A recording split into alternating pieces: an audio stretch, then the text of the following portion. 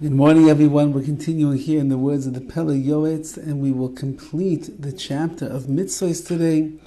Left off yesterday with the idea that it's worthwhile to give up all of one's money, whatever they need to, for the sake of performing a mitzvah, because the reward that you're going to get is so great and so gigantic, it's worth every penny that you will spend. And the person who is willing to spend his monies on mitzvahs, he's a pikeach, he's a wise person. B'seicher chorif, and he's a sharp salesman. He's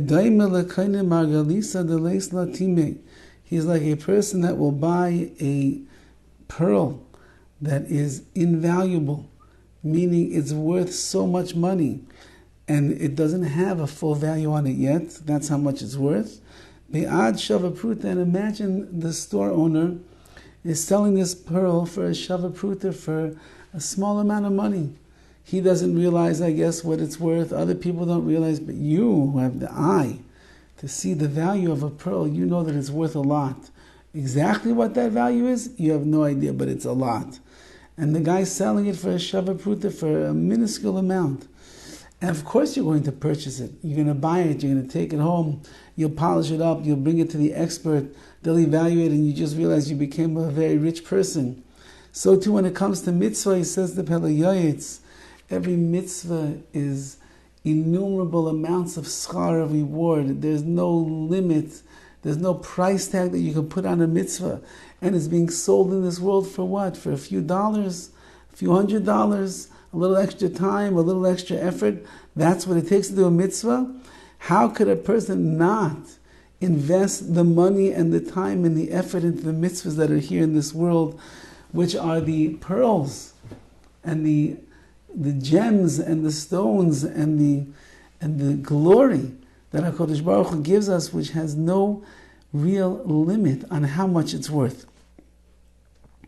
With a little bit of money, which should be something that is abhorrent to a person, not going to get entrenched in their money, they can buy themselves words of Torah. And with that they will acquire for themselves the world to come.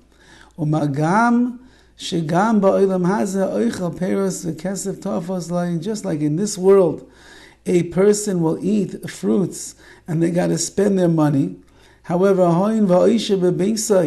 that they're not spending it all and they can still have riches in their house. Those that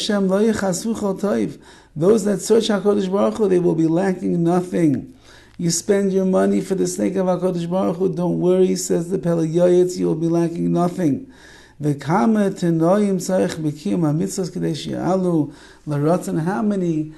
details and conditions we must fulfill in order to perform the mitzvahs in a way that will be a nachas to Hashem. If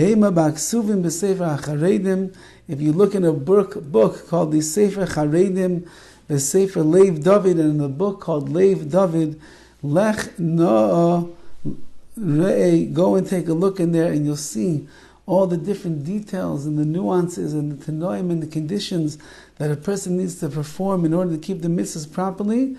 Then it will be something that is pleasing in the eyes of Hashem. We can't just do the mitzvahs and think that we fulfilled our obligation. We have to fulfill the mitzvahs in a way that we know that HaKadosh Baruch Hu is going to be pleased with that which we are doing. And that's the chapter of mitzvahs.